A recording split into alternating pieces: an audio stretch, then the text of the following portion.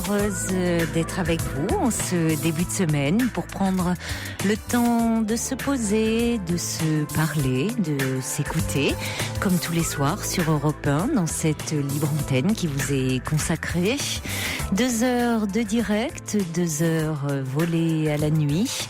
C'est tout de suite au 39 21 où vous serez accueillis ce soir par Quentin et Asiba avec la complicité de Fabrice Fougerousse qui réalise cette émission. Et vous le savez, à tout moment, si un témoignage vous touche, si vous vous retrouvez dans une histoire, vous pouvez intervenir en direct à l'antenne.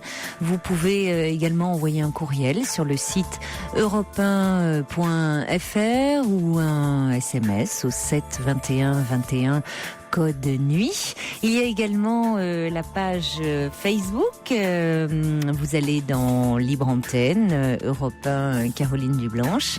Et nous avons eu le plaisir de voir que vous êtes de plus en plus nombreux à vous inscrire sur la page Facebook.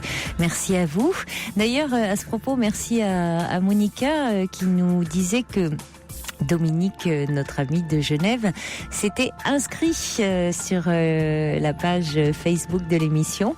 Donc vous pouvez le découvrir, voilà, parce que j'avais eu certains courriels d'entre vous qui me disaient « Oh, j'aimerais bien pouvoir correspondre avec Dominique, j'ai beaucoup aimé son témoignage ». Vous pouvez le retrouver sur Facebook.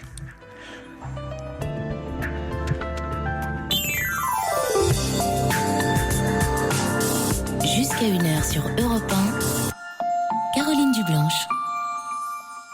Et on accueille tout de suite Géraldine. Bonsoir. Bonsoir Caroline, je vous remercie infiniment de me prendre à l'antenne. J'ai vraiment besoin de votre avis ce soir. Je vous écoute souvent et voilà, maintenant c'est à mon tour. Oui, mais écoutez, alors je vous écoute. Hein. Alors j'ai 35 ans, je me suis mariée ce week-end avec le père de mes 2 enfants. Oh, tous nos vœux de bonheur alors. C'est gentil, merci. Oui. Et donc ça fait, pour nous c'était qu'une simple régularisation administrative parce qu'on se connaît depuis 17 ans. Oui. Donc voilà, on a pris notre temps, on va dire.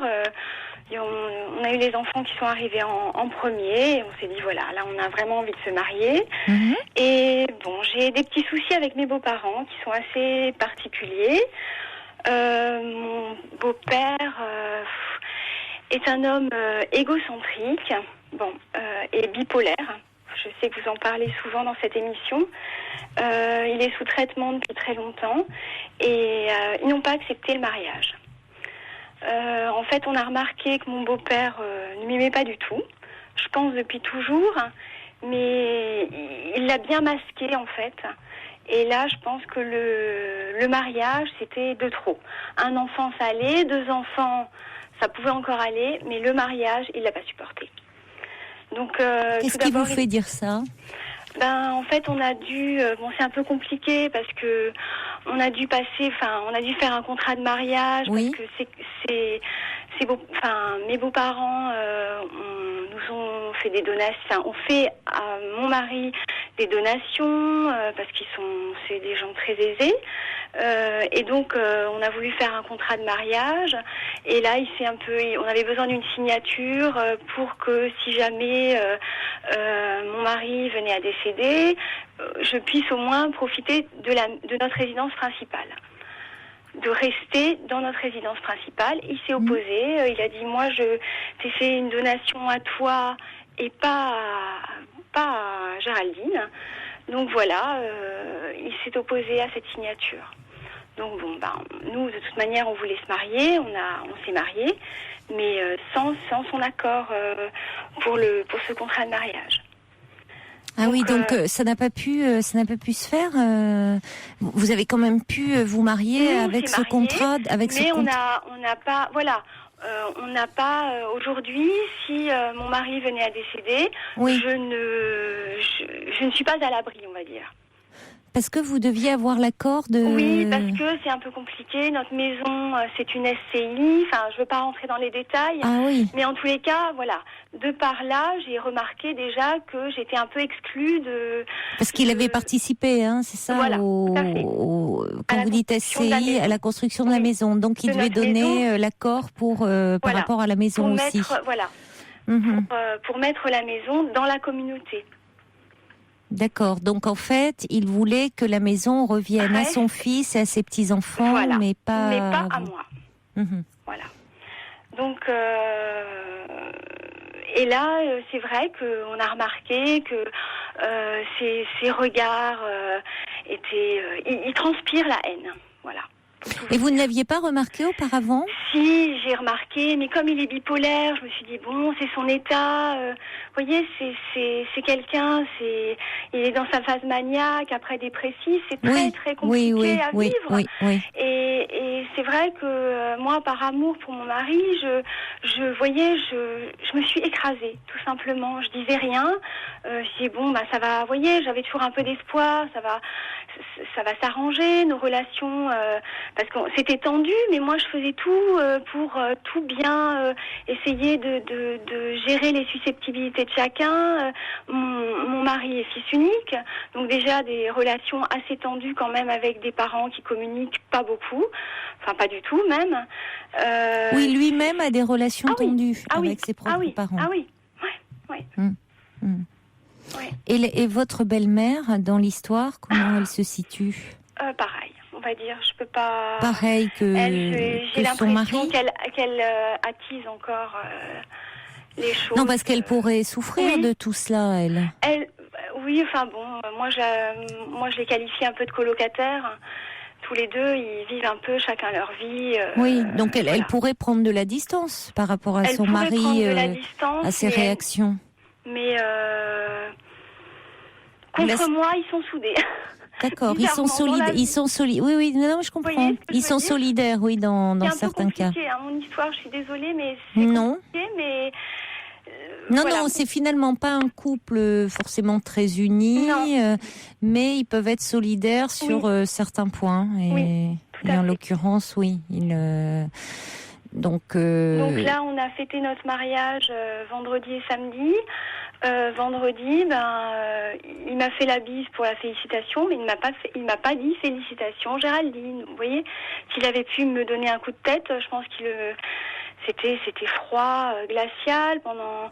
Là, on a eu une belle cérémonie, c'était très sympathique, mais après le pot, on ne s'est pas parlé. Donc mes beaux-parents ne m'ont pas adressé la parole, ni à moi, ni à mon mari, donc ni à leur fils. Oui, finalement, il n'était pas chaleureux. Du tout. Oui, il montrait qu'il n'était pas très heureux au fond de ce mariage. Donc moi aujourd'hui, ce que j'ai envie, je trouve que ça devait être le plus beau jour de notre vie. Nos enfants étaient ravis, on était contents, on est une famille heureuse tous les quatre. Aujourd'hui, j'ai envie de prendre la distance parce que je trouve que tout le monde a remarqué qu'il y avait un souci, Aujourd'hui, je trouve que ce mépris, cette haine, je peux plus la supporter. Ça fait 17 ans que je me dis, j'ai de l'espoir et tout. Là, aujourd'hui, on est arrivé à un point où c'est plus possible. Pour moi, je ne peux plus le vivre. Donc, j'ai envie de prendre de la distance, de protéger mes enfants, parce que moi, je les élève pas dans la haine et dans le mépris. Et parce que je sens même, je vous avoue, qu'ils seraient capables de les monter contre moi. Et lors de la fête, il y avait deux clans un petit peu, et eux, mes beaux-parents étaient dans un clan, et ils demandaient à ma fille de venir, et ils leur disaient des choses, et j'ai dit Claire, qu'est-ce qu'ils t'ont dit au bout d'un moment, parce que j'ai vu qu'il se passait quelque chose.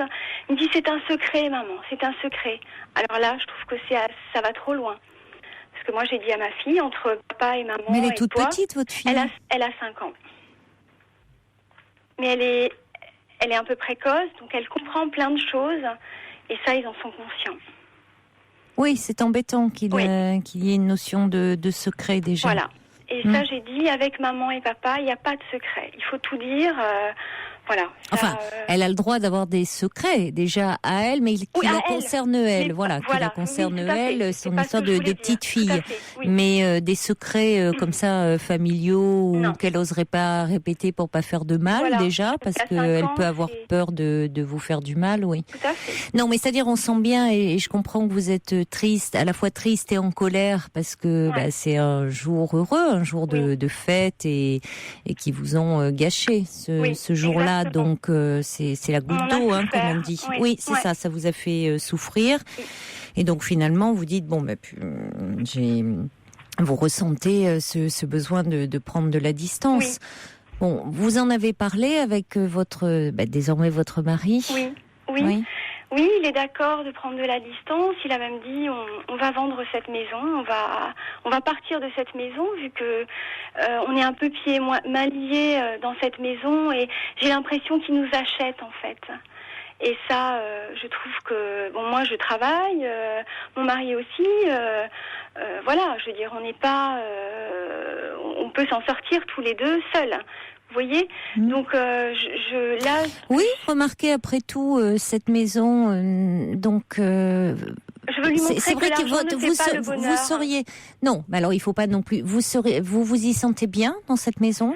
Oui, concrètement, s'y sent bien, non, parce que on s'y sent bien, mais j'ai l'impression que lui, quand il est chez nous, il est chez lui aussi. Vous voyez? D'accord, parce que c'est une SCI. Oui, et il a beaucoup contribué. Il a mis beaucoup d'argent dedans, et c'est lui. C'est quelqu'un qui a bien réussi. C'est pour ça que je l'ai toujours respecté aussi.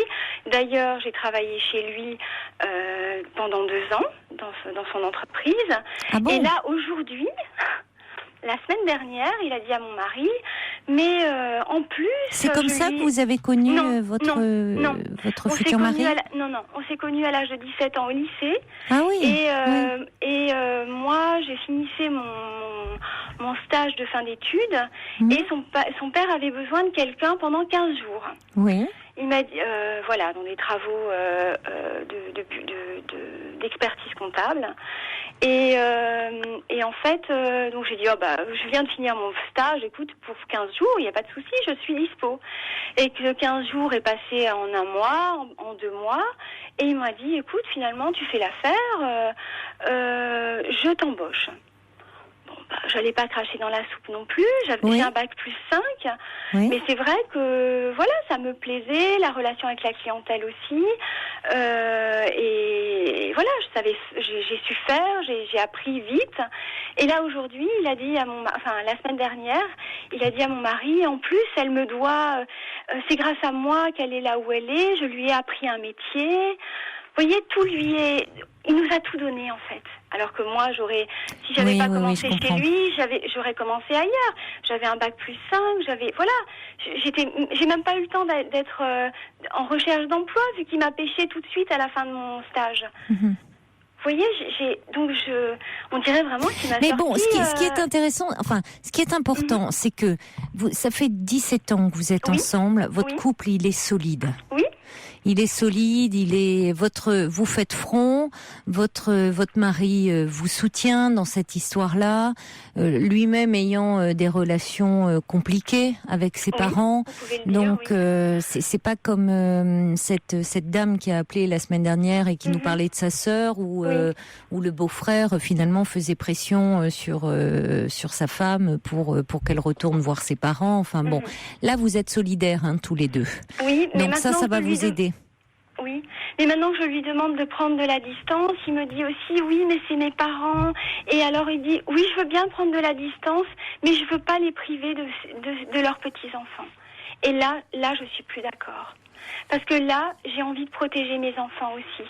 Et je vais vous dire que j'ai même remarqué que mon beau-père faisait une différence entre mes 2 enfants, parce que j'ai une fille qui ressemble nettement à son papa, et mon fils me ressemble très très à moi, me ressemble à moi. Et il préfère ma fille, parce qu'il dit elle, c'est vraiment... de notre côté. Voilà. Mhm. Et ça, vous voyez, ça déjà, ça, je trouve ça malsain. Je trouve ça... Oui, mais tout ça n'allait pas changer en vous mariant. On a l'impression, vous êtes encore sous le choc de bon. Oui, ça c'est vrai. Vous êtes encore dans l'après-coup de ce mariage. Et on a l'impression que finalement, là, tout ce que vous avez accumulé aussi, tout se réveille. Donc attention de ne pas agir à chaud non plus. Là, parce que vous prendriez pas forcément les bonnes décisions. Ça veut pas dire, Géraldine, que tout d'un coup, ils sont devenus de très mauvais grands-parents, qui sont hyper malveillants et tout. Donc bon, vous pouvez très bien, vous savez, se sentir parfois plus proche, avoir plus d'affinité avec un enfant qu'avec un autre, ça peut arriver, y compris avec ses propres enfants. Ça veut pas dire qu'on les aime moins. Oui. Eh oui, ça on a parfois du mal à l'entendre. Hein. On peut avoir plus d'affinité. Oui, mais comme il a tellement de haine envers moi. Bon. C'est ça qui me fait peur, c'est cette haine qu'il a. Oui, mais alors c'est un homme aussi qui a des problèmes, des difficultés. Peut-être que là aussi, au moment du mariage, il était dans une période où il n'allait pas bien. Enfin, vous l'avez toujours connu aussi comme ça dans des phases compliquées. Alors là, tout ressort aussi chez vous, tout ce que vous avez engrangé, et il y a aussi chez vous tout ce que vous avez contenu qui ressort aussi de façon très forte. Donc attention à pas prendre des décisions comme ça, on va vendre cette maison, on va se libérer tout d'un coup de cette dépendance. Bon, pourquoi pas, tout peut être envisagé, mais ça se réfléchit. Si vous éprouvez le besoin de prendre un peu de la distance, pourquoi pas, mais de là à tout couper du jour au lendemain, je ne sais pas si c'est forcément la meilleure des choses, parce que vous pouvez aussi être un peu à distance d'eux, aussi plus symboliquement, un peu moins les voir, et que lui, votre mari, parle un peu à ses parents en disant en tout cas que il n'a pas, il peut aussi dire que il n'a pas du tout apprécié le fait de cette mainmise autour du contrat de mariage, parce que lui, en tant que mari, et comme avant, de toute façon, il se sentait responsable. Enfin, c'est ça aussi, c'est ce qui est dit dans le mariage. Hein, c'est être responsable de l'autre dans le meilleur comme dans le pire. Et c'est que vous retrouviez en cas de difficulté sur la paille, c'est pas envisageable pour lui. Non, donc que vous allez trouver une autre solution de toute façon, et que la façon dont son père a interféré dans ce qui relevait de votre couple l'a fortement blessé. C'est-à-dire que ça relevait de votre couple. Alors certes, il peut dire à son père qu'il le remercie de l'avoir aidé à un moment où il était jeune et où son aide lui a été précieuse. Mais que néanmoins, maintenant, ils doivent se sentir redevables presque, voilà, et que finalement, ça ne lui donne pas non plus un droit de regard sur sa vie et sur sa vie de couple et sur la façon dont il vit son couple, et que là, c'est comme si il le privait enfin de protection vis-à-vis de vous. Donc, ça serait aussi à votre mari de dire ça à son père et à sa mère d'ailleurs. Oui, c'est ce que je lui ai conseillé, les voir les deux. Mais bon, mon beau-père on a du mal à dire. Ça, je veux bien croire. D'après le portrait que vous me, on a énormément de mal à d'après le portrait que vous me dressez de lui, ça doit être compliqué. Il faudrait que votre mari puisse se préparer et pouvoir dire peut-être un peu digérer tout ça, et puisse le dire sans sans emportement, sans violence. Vous voyez, qu'il puisse dire les choses fermement, mais que sans calmement. Voilà. Fermement mais calmement. Parce que ça serait important. Parce que il gagnerait aussi en en distance et en autonomie aux yeux de ses parents, qui semblent le considérer encore comme leur enfant. Enfin, oui, comme si on avait 17 ans. Comme j'ai l'impression. Comme vous êtes un couple qui s'est connu très jeune, vous voyez, c'est le petit couple qu'on aide. Vous avez travaillé chez le père. Oui, il vous voit toujours un peu comme des ados. Oui, j'ai le sentiment. C'est vrai. Donc, justement, ça serait dire, bon, on n'est plus des adolescents. Vous avez 35 ans, vous avez 2 enfants, et en tant que couple, vous veillez l'un sur l'autre. Et que le fait que vos beaux-parents se soient immiscés jusque dans le contrat de mariage, là, il y a quelque chose qui ne va pas. Oui, non, c'est vrai. Parce que au-delà du contrat, c'est aussi... vous avez un devoir de protection l'un vis-à-vis de l'autre, et que voilà, ils ont interféré et que vous allez vous débrouiller autrement.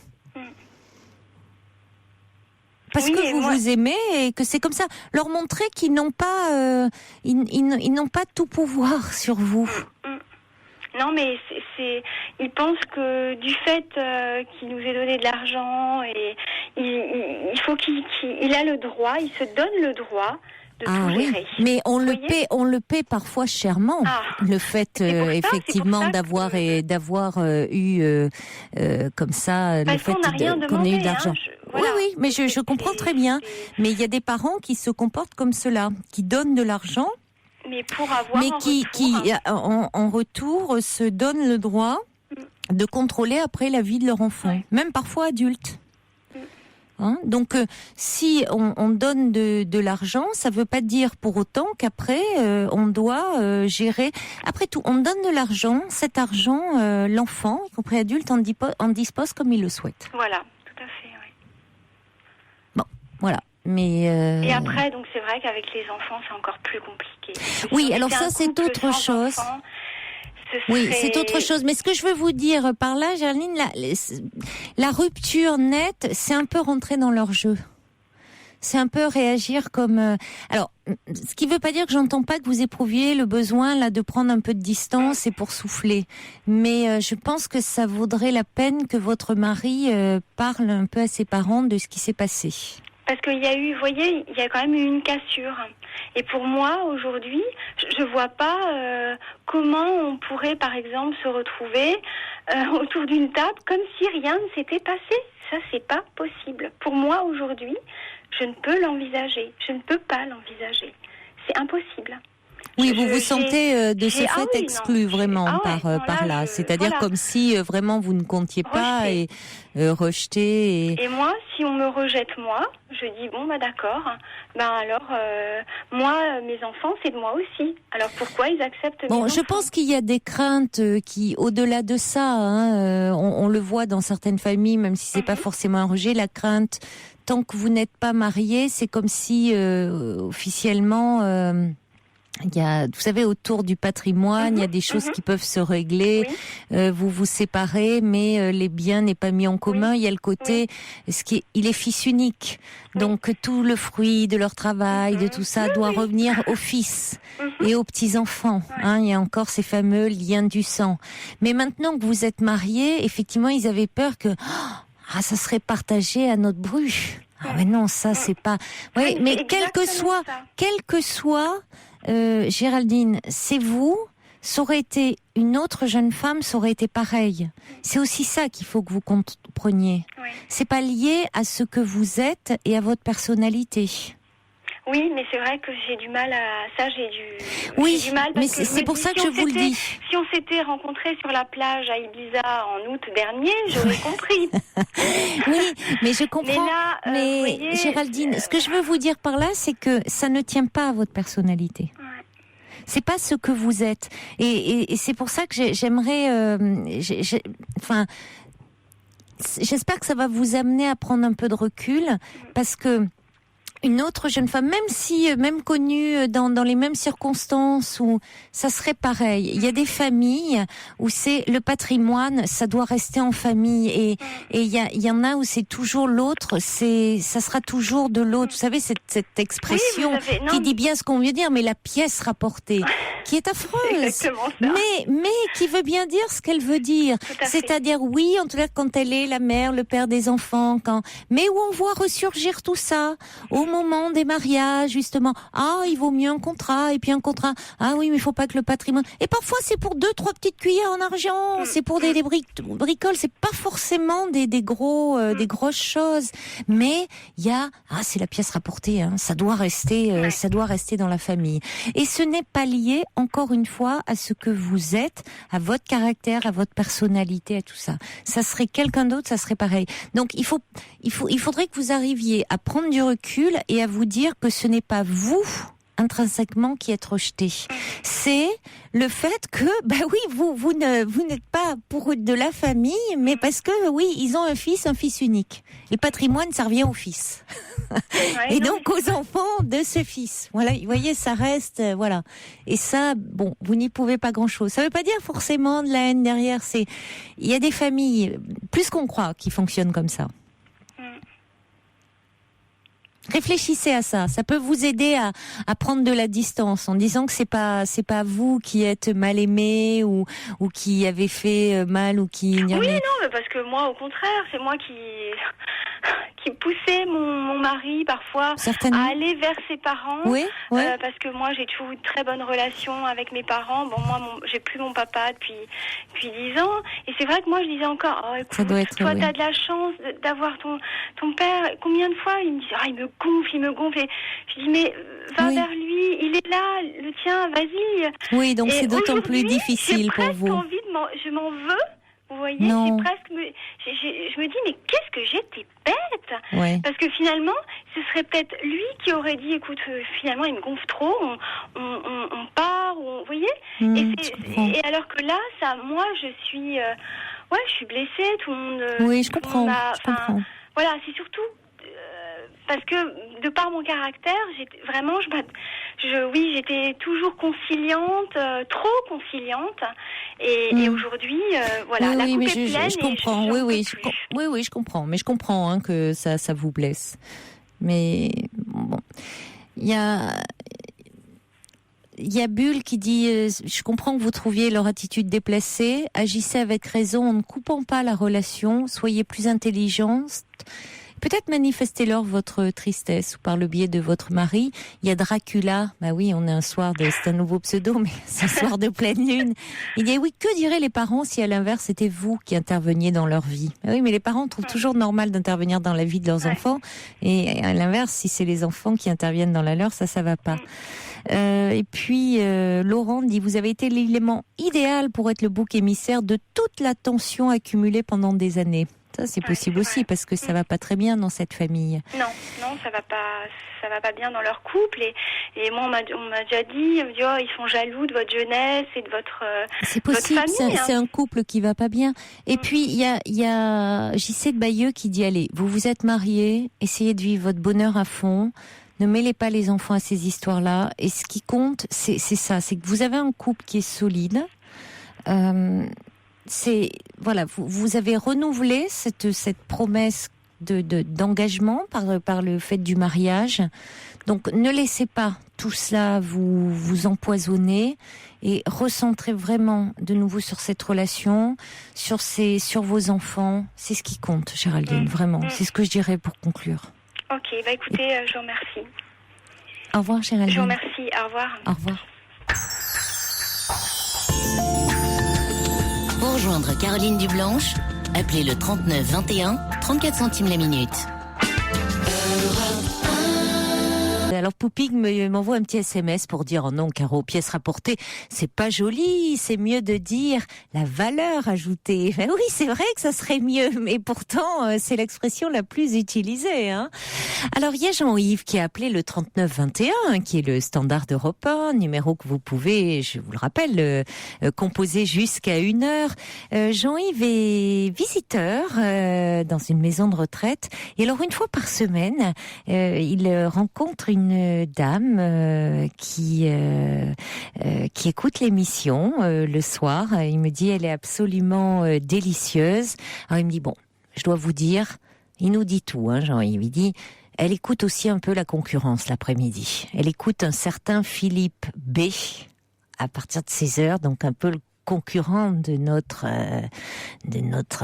Laurent L, Laurent R. Je m'embrouille, mais le soir à partir de 23h, me dit Jean-Yves, elle vous écoute. Alors Edmé, je vous embrasse très très fort. Est-ce qu'on peut dire, il nous a dit son âge, Jean-Yves, elle a 100 ans et plus, Edmé. Voilà, donc je vous embrasse très très fort et merci d'être à l'écoute. Voilà, donc je me disais parfois dans les maisons de retraite on permet pas il y a l'extinction des feux à une certaine heure. Ben non, heureusement on peut permettre de laisser la radio allumée et d'être à l'écoute. Et puis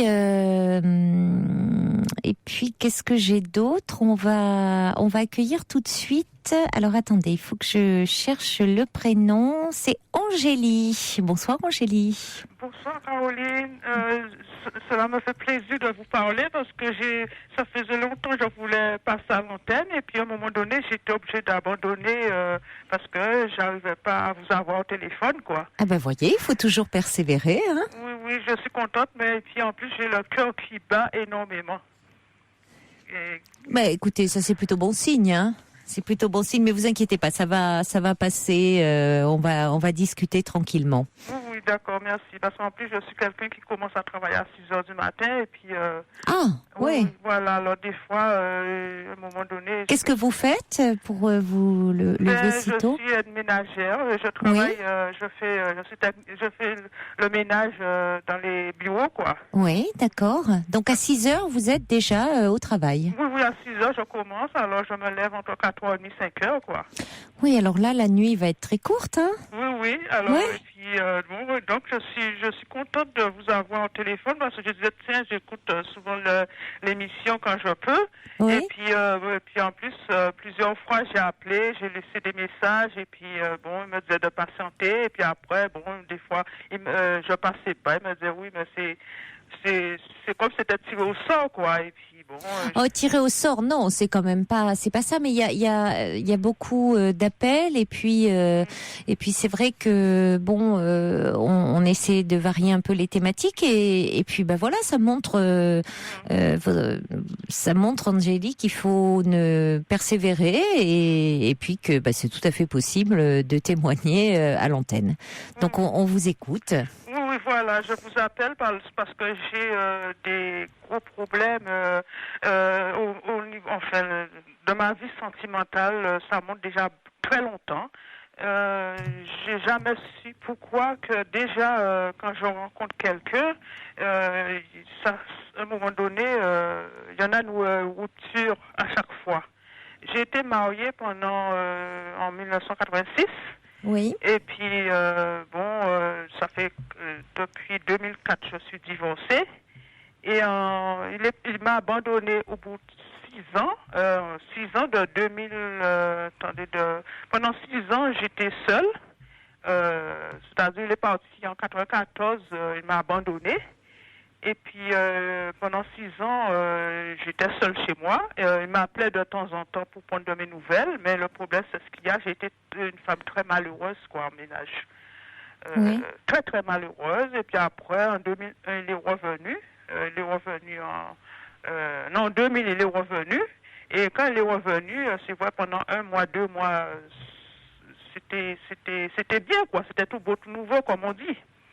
Et puis après, il est devenu très violent, comme il était quelqu'un qui était déjà violent. Il m'a tapé, il me tapait, tout. Et puis Même avant son départ, avant de partir aussi, c'est arrivé qu'il a essayé de m'étrangler pendant 3 fois.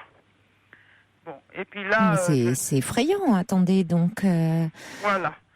Je vous parle, mais... Et vous avez porté plainte contre lui ? J'ai porté plainte quand elle est revenue, parce que là, quand elle a commencé à me taper tout, là, j'ai été à la police, j'ai fait 2 fois de main courante. Et puis, là, j'avais du mal à prendre une décision énormément, parce que je dis, au moment qu'il est parti, qu'il a fait l'abandon de domicile, j'aurais dû aussi prendre la décision, mais j'avais pas de force, j'étais affaiblie. Oui. J'étais une femme très, très affaiblie, comme quelqu'un qui n'avait pas de volonté. Déjà, c'était quand on vivait ensemble, comme je suis quelqu'un déjà très timide, et je me retrouve un petit peu moins timide depuis qu'on n'est plus ensemble. Oui. Mais j'étais déjà quelqu'un de très, très timide, mais quand on sortait ensemble, moi avec lui, il voulait pas que je parle. Alors, j'étais là, j'avais des choses à dire pendant que j'étais avec du monde, quoi.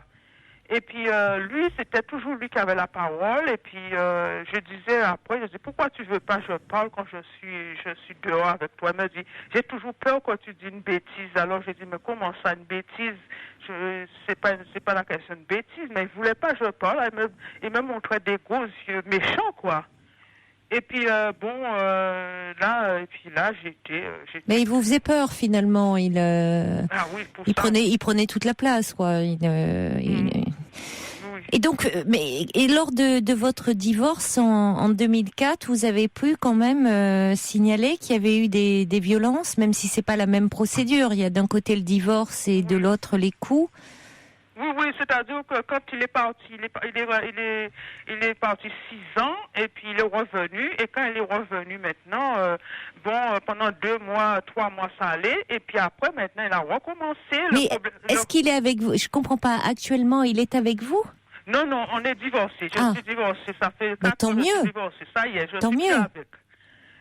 Et puis au moment qu'il m'a battu énormément, quand il est revenu, là j'ai été à la police pendant 2 fois pour une main courante. Ils m'ont fait je ne sais pas comment ça s'appelle, je ne sais plus le papier là. Puis ils m'ont dit que comme preuve, et puis c'est là maintenant. Oui, mais ils ne vous ont pas conseillé de porter plainte plutôt, parce que s'il y a eu des tentatives d'étranglement, enfin de strangulation, une main courante, c'est bien joli, mais c'est plutôt une plainte.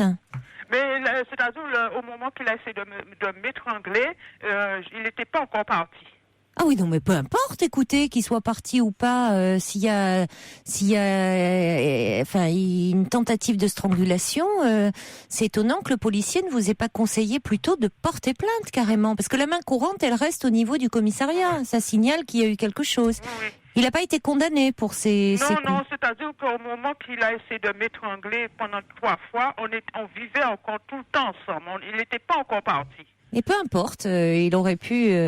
bon. Et puis, j'ai pas été à la police à cette époque-là. À ce moment-là, vous aviez peur? Non, et puis le problème... Oui, parce que c'est ce qu'il y a, le problème qu'il y a. Et un jour, il me dit, tiens, on s'en va définitivement au pays. On s'en va définitivement au pays. J'ai dit, mais comment ça, on s'en va définitivement au pays? J'ai dit, mais ça, c'est pas comme ça se fait. J'ai dit, ça s'organise. J'ai dit, moi, tu crois, je veux plaquer tout et partir comme ça. Il m'a dit, je t'ai dit qu'on s'en va, hein. Et puis après, il me dit, oui, je reviens à Paris, j'ai été chercher le colis que ma mère m'a amené, et puis tu sais que ma mère retourne aux Antilles, parce que je suis originaire des Antilles. Oui. Et là, il dit, parce qu'elle retourne la semaine prochaine. Ah, j'ai dit, ah bon, j'ai dit, mais c'est peut-être pour ça que ta mère t'appelait tout le temps pour te dire de venir chercher le colis. Alors il m'a dit, mais oui, mais je t'ai dit que on retourne définitivement. Alors que lui, quand il est parti la veille, il était très très bien. Et on s'était pas disputé, du tout. Ça s'est très très bien passé pour son départ. Et puis quand il est revenu, je l'ai pas reconnu. C'était pas le même homme. Il était très violent, il était très coléreux. Oui. Vous avez des enfants ensemble? Non, c'est-à-dire que j'ai insisté pour avoir... enfin, pas insister, c'est-à-dire que j'ai tout fait pour qu'on ait un enfant, parce que lui tenait aussi pour avoir un enfant. Et moi, maintenant, je faisais tout pour avoir un enfant. Je me suis donné du mal à aller pour les opérations, aller chez les professeurs, tout. Oui. Et puis le professeur Lemoine, la dernière des choses qu'il m'a dit, Madame Calife... ne donnez pas votre nom, hein. pas de nom, pas de nom. Non, excuse-moi. Oui. Angélie, oui. Donc, il vous a dit... Oui, il m'a dit la seule chose qu'il vous reste à faire, c'est la fécondation in vitro. Oui. Et puis, comme j'ai vu que j'ai demandé qu'il vienne un jour pour écouter le professeur, il m'a dit que oui, mais t'es assez grande, tu me diras ce qu'ils t'ont dit. Et ça m'a travaillé beaucoup. Pendant que j'étais au boulot, j'étais très triste dans ma tête. Et puis j'ai réfléchi, j'ai dit après tout, un enfant, ça reste 9 mois dans le ventre. C'est moi qui va porter l'enfant, c'est moi qui va la mettre en vie. Et puis ça se trouve que lui, il va se mettre il m'a dit, c'est toi qui as voulu un enfant, tu t'en occupes. Et là, c'est là que j'ai fait un barrage. J'ai pas fait la fécondation in vitro. Alors que je me suis donné la peine pour tout, hein. Et là, j'ai pas écoutez, fait. Oui, mais je comprends parce qu'avec un homme comme cela, et donc quel père il aurait été, puis quel compagnon vous auriez eu, enfin un homme aussi violent. Je comprends que vous ayez bloqué. Et comment ça se passe dans votre vie depuis 2004 ? Bon, écoutez, 2004, c'est-à-dire que pendant les 6 années parties, je n'ai jamais fréquenté personne. Et puis, 2004 maintenant, c'est pareil, je suis restée seule, et parce que j'avais pas de confiance dans les hommes, j'avais peur les hommes, j'avais peur, et parce que j'ai vécu avec, ils me mentaient tout le temps, et puis je pouvais pas supporter un homme. Et puis, arrivé, j'ai rencontré quelqu'un. Oui. Le problème, c'est que c'est dans mon travail que je connaissais comme ça, mais on était collègues, on se disait bonjour, bonsoir. Et puis, et puis lui maintenant, à un moment donné, j'ai été dans son bureau puis qu'il puisse m'expliquer une lettre que j'ai reçue que je ne comprenais pas. Et puis il a lu la lettre, et puis après maintenant, comme il me voyait tout le temps au boulot le soir, avant de rentrer chez lui, et c'est là maintenant, j'ai dit, j'ai été manger à Flunch comme ça, j'ai été manger à Flunch. Il m'a dit, ah bon, vous aimez bien Flunch? J'ai dit, oui.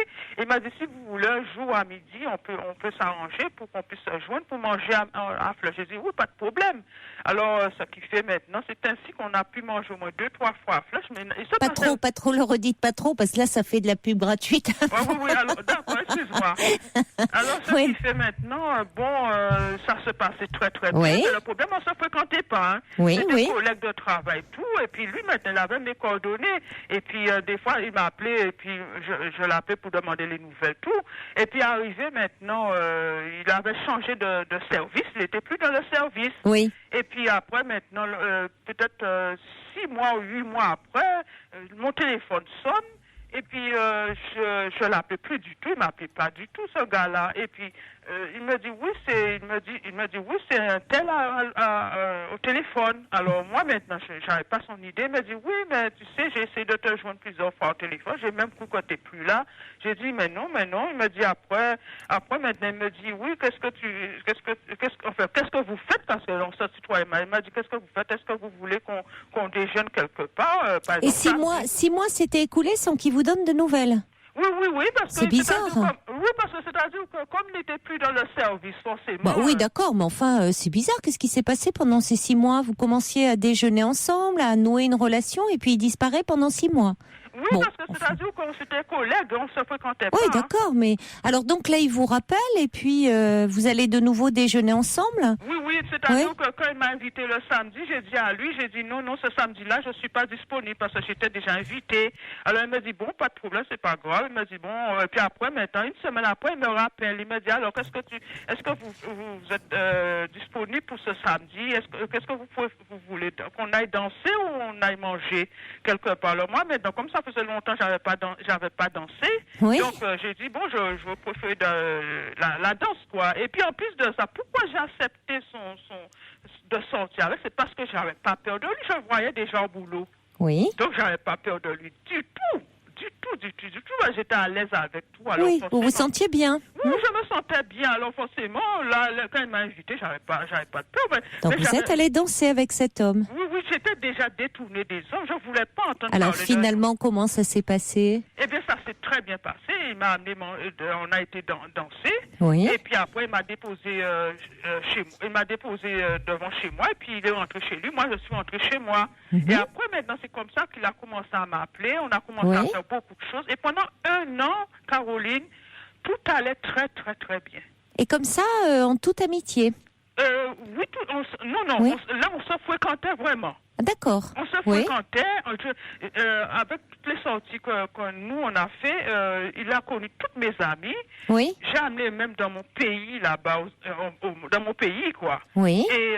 Et puis, on sortait, tout allait très bien, vraiment très bien. Et puis, là, j'ai vu tout de suite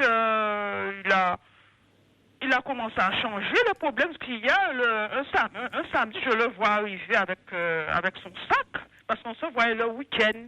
Je le vois venir avec son sac, peut-être quelques mois après, et parce qu'on voyait que le week-end. Et puis, ce qu'il fait maintenant, je dis, oh, tiens, qu'est-ce que c'est ça? Il me dit, maintenant, je passerai le week-end, on a commencé à se tutoyer. Il m'a dit, je passerai le week-end chez toi, maintenant, chez toi, le week-end. Il m'a dit, le week-end, ce sera la ville, et moi, les autres jours, ce sera la campagne, parce qu'enfin, lui, où il a... Mais au bout d'un an, oui, j'imagine que vous vous tutoyez. Et alors, finalement, comment vous avez trouvé... vous dites qu'il était devenu plus distant. Pourquoi il est devenu plus distant? Eh bien, écoute, parce que là, déjà, j'ai vu un samedi, je vois venir comme n'importe qui est invité chez quelqu'un. Il n'y avait pas son sac. Alors j'ai dit, tiens, t'as pas ton sac. Il m'a dit, non, là, je couche pas chez toi ce soir. J'aime bien tout aussi chez moi. Mon lit, j'aime bien mon lit. Je couche pas chez toi ce soir. Et puis, forcément, après ça, c'était pareil. Il continuait à venir. Je couchais plus. Et puis un soir, une autre fois maintenant, il s'est couché. Et puis j'ai rien compris. Vers 2h, 3h du matin, je me lève. Je vois qu'il n'est plus dans le lit. Il était parti, et puis moi, maintenant, je l'ai appelé le lendemain. J'ai dit, mais qu'est-ce qui s'est passé? J'ai cru que tu étais couché dans le lit comme d'habitude. Il me dit, ah, mais tu sais, moi, j'arrivais pas à dormir du tout, parce que tu sais, moi, j'ai des problèmes de sommeil. Et puis toi, je te voyais bien dormir, alors je suis partie sans faire de bruit. Et depuis ce jour, il couchait plus à la maison, il passait plus le week-end à la maison. Oui. On se voyait, on partageait énormément de choses. J'étais bien avec. Oui. C'est comme si j'avais ressuscité, quoi. Oui, ça vous a fait du bien, en tout cas, cette relation. Vous avez repris confiance en vous. C'est important ce que vous dites. Enfin, c'est comme si vous aviez ressuscité. Enfin, bon, c'est ça. Il vous a amené beaucoup de plaisir, mais vous ne le voyez. Il venait plus le week-end. Non. Alors après, maintenant, j'ai vu qu'à un moment donné. Et aujourd'hui, vous en êtes où avec lui? Parce que l'heure tourne là, donc il faut qu'on arrive à un petit peu avancer, voir si vous voulez que je vous aide. Oui, voilà. C'est-à-dire qu'on a passé Noël, jour de l'an, tout ça. Et puis au mois de février maintenant, parce que je voyais qu'il avait commencé à changer depuis après l'été dernier. Il commençait à être un petit peu plus distant. Il n'était plus le même. Et puis au mois de février, j'ai appelé et puis j'ai dit à lui, tiens, j'ai laissé un message, j'ai dit, est-ce qu'il peut passer pour qu'on puisse parler? Et puis après, maintenant, quand j'ai vu qu'il ne me répondait pas, j'ai appelé encore 2 fois. Et puis j'ai lu au téléphone. J'ai dit, tiens, est-ce que tu as eu mon message? Il m'a dit, oui, j'ai eu ton message. J'ai dit, est-ce que tu as compris, c'est ce que je t'ai dit? Il m'a dit, oui, mais moi, je ne sors pas. Il fait froid, je me prends ma distance, j'aime pas les contraintes. Et puis il me dit, je vois mon père tout seul chez lui, il voit personne, ça ne dérange pas. Peut-être je commence à devenir comme lui. Et puis après il m'a dit, ce sera l'amitié amie entre nous. Et puis je prends ma distance. Bon. Et depuis, vous êtes toujours, vous continuez à vous voir ou pas? Non. Et puis moi maintenant, j'ai vu son petit garçon que j'avais pas vu depuis très longtemps. J'ai appelé au mois de juillet. Et au mois de juillet maintenant, je lui dis tiens, j'ai appelé, je l'ai eu tout de suite. Je dis tiens, je t'appelle pour te donner les nouvelles de ton fils, de ton dernier fils. J'ai rencontré, qui m'a fait très plaisir parce que ça fait longtemps que je l'avais pas vu. Oui. Alors j'ai vu autant qu'il paraissait déprimé quand il m'a parlé au mois de février. Je l'ai trouvé très détendu au téléphone. Oui. Et puis il m'a dit ah bon, eh bien, c'est bien gentil de m'appeler. Mais il m'a dit après il m'a demandé un peu de comment je l'ai vu, quoi, comment je l'ai trouvé, tout ça. Et puis j'ai parlé. Et puis après maintenant, j'ai dit c'est pas bien qu'on soit fâché comme ça. qu'on soit... Oui, mais Angélie, est-ce que vous êtes en mesure de le voir sans que ça vous fasse souffrir ? De le voir, je vais dire, pour justement en tant qu'amie, pour sortir, pour aller danser. Mais est-ce que vous êtes toujours amoureuse de lui ? Je suis toujours amoureuse de lui. Alors, il vaut mieux pas le voir. Ah oui. Oui, parce que vous, ça va vous faire souffrir. Vous voyez, si vos sentiments c'était, si vous n'aviez plus de sentiments pour lui, vous pourriez continuer à le voir comme il vous le proposait, pour danser, pour aller au restaurant, pour sortir. Mais si vous êtes encore amoureuse, que je comprends, hein, ça disparaît pas comme ça les sentiments. Et puis cet homme vous a fait beaucoup de bien. Vous l'avez rencontré à un moment de votre vie où vous étiez très malheureuse, où vous faisiez plus du tout confiance, où c'était vraiment une période difficile après votre divorce, et puis lui il est arrivé et vous dites quand même une chose très très forte, vous dites j'ai ressuscité, le sentiment d'avoir ressuscité. Donc finalement cette rencontre, bon, elle n'a pas duré, elle n'a pas pris la tournure que vous espériez, mais cet homme il vous a quand même apporté beaucoup, et parce que vous avez su aussi, malgré, vous auriez pu vous replier sur vous-même, Angélie, et vous avez quand même ouvert la porte. Vous avez su aller vers cet homme. Après, bon, ben ça arrive dans les histoires, dans les rencontres. Parfois, il y en a un qui s'éloigne. C'est vrai que c'est difficile, mais c'est aussi ce qui arrive. Mais on sent chez vous qu'il y a quand même quelque chose de cet optimisme, de cette ouverture aux autres. Donc moi, je me fais pas de soucis pour vous, parce que je me dis que vous allez, avec cette personnalité que vous avez, rencontrer de nouveau quelqu'un. Et qu'il faut laisser un peu de temps, ça va se faire. Je sais pas dans combien de temps, mais c'est quelque chose qui va arriver, et que cette relation, elle vous a aidé. Donc c'est ce qu'il faut vous dire. Maintenant, cet homme, c'est vrai que je vous conseillerais pas de le revoir là, parce que pour le moment, ça serait douloureux de le voir seulement en tant qu'ami. Mais il faut garder espoir et vous dire que quand même cette relation, elle est arrivée au bon moment dans votre vie, au moment où vous en aviez particulièrement besoin, et elle n'est pas arrivée par hasard. Vous avez su aussi l'accueillir et l'accepter. Bonne chance et allez vite dormir, Angélie, hein, pour être en forme tout à l'heure. Je vous embrasse. Au revoir.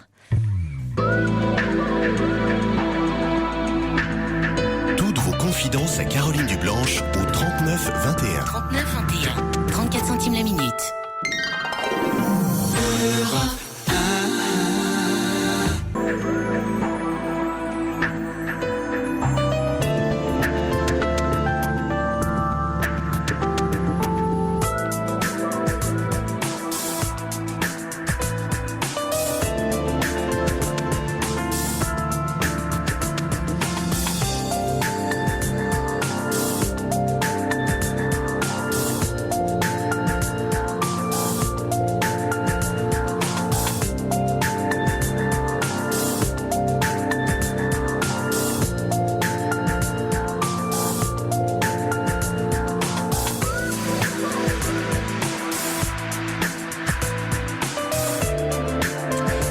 Deuxième heure de cette émission, toujours en direct, bien entendu, sur Europe 1. Le 39-21 est ouvert. Tous vos messages au 7-21-21 code nuit. Vos courriels également sur le site europe1.fr. Alors, des messages qui arrivent... pour Angélie, un message du subversif qui dit, allez, vous avez rencontré une brute néandertalienne qui parle à coups de massue, un farfadet à l'humeur spectrale qui disparaît toutes les nuits. À coup sûr, le troisième homme sera le bon. Et puis Rose qui dit aucun homme ne doit être votre geôlier. Ça, c'était par rapport à son premier mari. Des messages pour Edmé. Je ne sais pas si elle est toujours à l'écoute. Edmé, c'est Sylvie et Coco qui l'embrassent très chaleureusement. Et il y a également quelques messages Dracula, je disais que c'était un nouveau venu, un nouvel auditeur. Il me dit non, je suis un fidèle auditeur, mais nouveau venu parmi les réactions. Il me dit difficile de réagir plus longtemps car je dois me lever à 5 heures. Et puis Guy me dit alors, Caroline, vous n'avez pas présenté votre équipe ce soir. Mais si, mon cher Guy, vous n'étiez pas là au tout début de l'émission. Si, j'aurais pu oublier, mais je vous assure, j'ai présenté l'équipe. Il y a Quentin à Ciba qui vous accueille au 39-21 et Fabrice Fougerouz à la réalisation de cette émission. Alors on va enchaîner avec on va commencer avec Paul qui est avec nous. Bonsoir Paul. En fait, c'est Pierre. Ah, c'est Pierre ? Oui. Je me suis trompée de prénom, excusez-moi. Oui, Bonsoir Pierre. D'accord, oui, bonsoir Caroline. Bonsoir oui. Pierre. Alors vous vouliez revenir sur le témoignage de Géraldine, qui était cette jeune femme qui s'est mariée le week-end dernier. Oui, parce que je vous ai appelé pendant que vous étiez à parler avec elle, et puis le temps que je donne l'explication, eh bien, vous avez terminé son entretien avec elle juste après que j'ai terminé. Et donc, c'est pour ça que j'avais regretté. Enfin bon, donc oui, parce qu'il y a une chose très importante, parce que comme c'est une SCI pour l'affaire de la maison de son mari, que son beau-père a refusé de la signature, eh bien, il faut surtout pas faire la moindre vague. J'espère qu'elle entend. On vient de la rappeler. Alors, il est un peu tard. J'espère. Quentin vient de la rappeler. C'est vrai que ça fait 1 heure après. J'espère que Géraldine n'est pas couchée. Elle a des petits enfants. Elle doit se lever tôt. Oui. Mais Quentin vient de la rappeler en disant qu'il allait avoir des témoignages et des courriels aussi à lire. Donc, voilà, pour qu'elle puisse être à l'écoute. J'avais dit à Quentin éventuellement qu'il peut donner mon numéro de téléphone pour que je lui parle directement. Si des fois elle était couchée. Et d'accord. C'est ce qu'il m'a promis. Alors donc je reviens parce que ça peut servir à d'autres personnes. Parce qu'une SCI, donc pour beaucoup de gens, ça peut peut-être rien dire, c'est une société civile immobilière. Comme bon, etc. Et donc, entre parenthèses, le problème, c'est que comme elle a parlé que ces gens avaient des moyens, dans la SCI, quelle est la part qui appartient au papa, je n'en sais rien. Comment est-elle rédigée, cette SCI, je n'en sais rien non plus, mais avec toute hypothèse, bon, le problème, c'est que si jamais elle fait des vagues, elle dit, elle montre son mari, puis etc., puis va lui dire certaines choses qui ne vont pas lui plaire, comme vous avez dit, le problème du beau-père, entre guillemets, eh bien, entre parenthèses, lui, il va s'opposer à la vente, le beau-père. Donc c'est pour ça, oui, parce qu'on ne peut pas savoir quelle est la part. Parce que s'ils sont en SCI, il a son mot à dire sur la. Je vais vous faire une comparaison qui est un peu brutale, un peu grossière. Bien entre parenthèses, c'est comme si vous aviez un bien immobilier qui est en indivision. Oui. Et puis qu'il y en a un des vendeurs qui ne veut pas vendre, un des propriétaires qui ne veut pas vendre. Donc ça peut durer pendant un bout de temps. Alors c'est pour ça qu'il faut surtout pas faire, surtout qu'elle ne fasse pas de vagues. Enfin ceux qui sont dans cette situation-là. Faut pas s'affronter, faut plutôt laisser passer de l'eau sur les ponts, faire plutôt semblant d'avoir rien compris, et puis éventuellement, avec un peu de temps, pour attendre, je sais pas, moi peut-être 1 an, etc., même essayer de voir ses petits-enfants comme si rien ne se passait, faut faire comme si elle avait encore compris, tout simplement, et puis dans ce moment-là, trouver un prétexte pendant ce temps-là, trouver un prétexte pour comment dirais-je, aller pour acheter une autre maison autre part. Donc pour partir. Oui, comme si de rien n'était. C'est-à-dire qu'ils ont décidé de mettre la maison en vente parce qu'ils veulent plus grand ou parce que quelque chose qui leur convient mieux. Bien peut-être plus petit si c'est trop vraiment. Enfin, faut trouver un prétexte. Et un prétexte par contre qui soit plausible.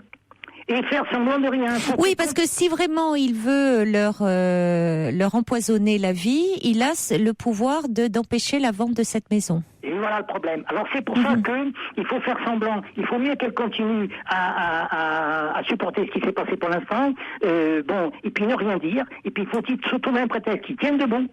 Et à ce moment-là, mais surtout elle, faut pas qu'elle se mêle de l'affaire. Faut qu'elle fasse comme si elle était pour rien dans l'affaire. Faut pas qu'elle se mêle de l'histoire. Faut laisser son mari. Même avec son mari, c'est pareil. Si je vais au téléphone, j'espère que ce sera elle. Et je lui dirai, surtout avec votre mari, ne dites rien qui peut le provoquer ou qui puisse dire éventuellement à ses parents que ça pourrait lui échapper. Faut entre guillemets avec ces gens-là, faut jouer le malin ou faire l'inverse, enfin jouer le malin en faisant un petit peu. Oui, mais je suis assez d'accord avec vous. Il faut pas être dans l'opposition frontale. Du tout. Parce que surtout avec quelqu'un qui, bon, déjà, en plus, avec les troubles de la personnalité qui présente, c'est là le problème. C'est pas l'idéal. Hein. Mais oui, parce que c'est là au contraire, faut faire semblant d'avoir rien compris. Faut faire plutôt, faut laisser couler. On a joué finement. Mais alors, qu'est-ce que vous pensez, Pierre, j'ai reçu un mail, parmi les nombreux mails, là je vais en lire certains, qui dit, Géraldine doit savoir que l'épouse est usufruitière des biens de son mari de façon systématique depuis 2002.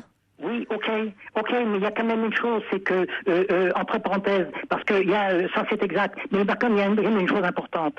Je ne suis pas juriste, n'oubliez pas. Par contre, il y a quand même une chose importante, c'est que dans la mesure où, ils arrivent à vendre le bien sans qu'il y ait de vague de la part du beau-père en question, eh bien là, à ce moment-là, eux, directement, d'emblée, elle sera copropriétaire de la maison.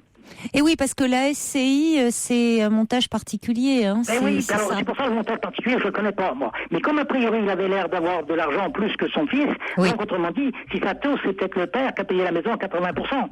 Oui, c'est possible. Ça, on peut pas savoir. Alors, vous imaginez bien qu'il peut faire le blocage. Alors, donc, c'est pour ça que, pour l'instant, il faut laisser passer un peu d'eau sous les ponts. Faut faire comme si elle avait rien compris. Ses petits-enfants, bon, la petite fille, 5 ans, faut pas trop s'inquiéter. Bon, ces petits secrets, c'est pas bien grave. Bon, parce qu'il peut y avoir de manipulation. Moi, je vous dirais moi-même que je suis victime de gens de ma famille qui m'ont carrément fait des menaces de mort. C'est pire, là. Alors, s'il ne faudrait pas arriver à les pousser dans ce sens-là. Il faut faire semblant d'avoir rien compris, elle. Et c'est pour ça qu'il faut continuer. Puis, dans la mesure où la maison est vendue, le beau-père accepte la chose. Mais là, simplement avec d'homme à homme, c'est-à-dire père et fils. Faut pas qu'elle s'en mêle, elle. C'est-à-dire, faut qu'elle tire des ficelles un peu par derrière, sans brutalité, sans dire ton père, ta mère, ceci, cela. Faut pas les provoquer. Et à ce moment-là, eh bien, d'emblée, quand il y aura la signature chez le notaire, eh bien, certes que la maison, parce que ce sera la vente de la maison avec du DSI qui va payer la deuxième maison, mais dans ce cas-là, eh bien, il y aura plus de beau-père. Il y aura que son mari et elle. Avez-vous compris? Oui, tout à fait. Mais par contre, ça, faut laisser passer. Je vous dis, un an et encore un an, je trouve ça un peu court. Alors justement, oui, on avait des messages qui disaient, quelqu'un disait prendre de la distance sera un bon moyen pour le papy de réfléchir. Peut-être qu'en ne voyant plus les petits enfants, ça lui donnerait matière à réflexion. Oui, mais ça va les mettre contre quelqu'un qui dit préservez votre bonheur et votre famille, prenez de la distance avec ces beaux-parents destructeurs. Ma fille et mon gendre se sont mariés l'an dernier sans leur présence. Pourtant ils n'ont souhaité connaître leur première petite fille qu'à l'âge de 6 mois. Ils vivent leur vie, essaient de passer outre, protégez-vous. Mais il y a cette histoire, c'est ça, de SCI qui est embêtant. Oui, mais de toute façon, par la SCI, ils sont complètement liés. Mais je vous répète, surtout pour les petits-enfants, il ne faut surtout pas, parce que si jamais, parce qu'ils vont tout de suite dire que ça vient de leur belle-fille. Faut surtout pas qu'elle Alors, un autre mail qui dit attention à ne pas transposer sur vos enfants le souci relationnel que vous avez avec vos beaux-parents. Vos enfants pourraient aussi vous le reprocher plus tard. Émancipez-vous, c'est la meilleure solution. Bon courage à vous. Quelqu'un qui dit il est vrai que ça place votre mari dans une situation difficile car ce sont ses parents, mais ce sont vos enfants à vous deux. Il faut que votre mari fasse la part des choses. C'est avec vous qu'il vit. Il doit expliquer à ses parents qu'il ne peut pas mettre son couple en péril pour leur faire plaisir, qu'ils doivent être tolérants et ne plus vous traiter comme ça. Votre beau-père a un syndrome difficile à gérer, c'est vrai, mais cela n'excuse pas tout. Oui, mais par contre, se méfier quand même, parce que je vous dis pour l'instant, vaut mieux qu'elle laisse moi j'ai bien compris. Surtout pas de servir de ses enfants, donc des petits enfants en question, parce que là, ça va déclencher la guerre, ça va être terrible. Et si jamais elle a des gens mal intentionnés, je vous dis, moi qui vous parle, je vous ai fait une petite allusion, eh bien moi, c'était beaucoup plus grave que ça, et c'était des membres de ma propre famille, la plus proche que je pouvais avoir, auquel je n'aurais jamais pensé, et qui a tout fait pour nous diviser, moi et ma femme et ma fille. Donc c'est pour vous dire que le beau-père, tel qu'il a l'air méchant, parce que moi les gens en question, je ne me méfiais pas d'eux. Du tout, parce qu'ils étaient, j'allais dire, tout à fait quelconques, mais par contre, comme il y avait une telle jalousie, mais ils m'ont eu par derrière, par des sciences qu'on appelle, vous voyez, ça commence par eux avec des C derrière, bon, vous voyez un peu la chose, mais moi je n'y croyais pas, bon, alors c'est pour ça que son beau-père, si jamais il était en plus méchant, ou sa belle-mère, eh bien, vous imaginez la chose. Alors, il ne faut surtout pas qu'elle s'affronte, même pas avec ses enfants. Et surtout que son mari, qu'il aille avec le plus grand doigté possible et imaginable, parce que autrement, ça va déclencher une guerre pas possible. Si c'est bon, et c'est pour ça déjà, bon, c'est un peu le risque. Et ça, il faut faire très attention. En tout cas, Pierre, vous m'ayez permis de vous m'ayez rappelé, parce que il n'y a certainement pas que eux dans cette situation. En tout cas, Pierre, sachez que Géraldine vous a entendu, puisqu'on l'a rappelé et elle est à l'écoute, et que l'on pourra transmettre vos coordonnées. Je ne sais pas si vous avez vu avec Quentin, ne raccrochez pas, on va vous mettre en relation. Je ne sais pas ce qui a été décidé avec Quentin. Si vous me parler tout de suite, je veux bien, j'attends. D'accord, oui, il va vous reprendre. Merci beaucoup tous ces... Surtout pour les autres gens qui sont dans la même situation que Oui, mais c'est important. Merci beaucoup. Et bon courage à vous également, merci, Pierre. Parce que moi, je suis dans une situation encore bien pire. Merci et bon courage, Pierre. Bonne soirée à vous, alors j'attends là. Oui, ne raccrochez pas. Merci, bonne soirée. Bonne soirée, au revoir. Bonne soirée, au revoir, merci. Et on accueille également Solange. Bonsoir. Bonsoir, Solange. Bonsoir. Bonsoir. Je suis contente de passer à l'antenne. Oui, alors là... Je vous ai appelé souvent. Oui, mais merci. Et donc, j'ai pris justement comme Pierre le témoignage de cette dame. Oui. Et donc, moi, je voudrais témoigner sur le plan plutôt... parler de ces relations... de ces problèmes par rapport à l'affectivité de ce grand-parent, oui, parce que petits-enfants avec ses secrets. Parce que vous vous êtes retrouvés dans cette histoire. Voilà, je me suis retrouvée dans la même situation, mais bon, les finances n'étaient pas les mêmes, les gens n'étaient pas les mêmes, et les individus sont les mêmes en fait. Et donc, moi, j'étais donc mariée avec 2 enfants, avec des grands-parents qui avaient de l'argent et qui nous ont aidés à acheter notre maison. Et ils nous avaient prêté une petite somme dérisoire, mais bon, c'était important pour eux, à leurs yeux. Et ils n'avaient qu'un enfant. Donc les grands-parents, ils n'avaient qu'un fils, et moi j'en avais 2. Oui. Mais c'était pas là le problème. Le problème, c'était que, donc, quand, au bout de 20 ans, ça allait très bien, mais après la 21e année, on l'a pas passé. Il y a eu une instance de divorce. Et donc au niveau du juge et du divorce, ils ont plaidé contre moi en disant qu'ils nous avaient prêté de l'argent et que cet argent, je devais le rendre.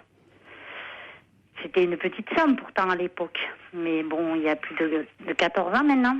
Mais ce que je veux dire, c'est que les grands-parents aussi, ils ont été assez désagréables et j'avais des réflexions sur mon fils aîné. On l'a eu en dehors du mariage, et que le deuxième ressemblait beaucoup à la famille du côté du grand-père. Oui, c'est ce que nous disait Géraldine. Effectivement, il était handicapé, il est autiste, et qu'effectivement, est-ce qu'ils étaient sûrs que vraiment ce soit leur petit-fils? Oh oui, c'est dur. Voilà, ça. et donc moi, ce que je voudrais dire à cette petite dame, c'est que elle a un mari, et je crois que ce qui compte, c'est que vraiment ils s'aiment, et qu'ils se restent soudés. Malgré tout ça, et bon, par rapport à l'entreprise de son ex-beau-père, de son beau-père, je veux dire, pardon. Et je pense que c'est vrai, comme disait Pierre, là, il faut pas que, justement, elle s'en mêle, et qu'il soit très soudé par rapport à ça avec son mari, et qu'elle pense justement à ses enfants et à son mari, et que, ils ont du travail, et que finalement, l'argent, ne fait pas le bonheur. Mais que s'ils peuvent gagner de l'argent, s'acheter leur propre maison et vivre heureux dedans, quoi. Enfin, pour moi, je suis très touchée parce que ça ravive mes souvenirs. Oui.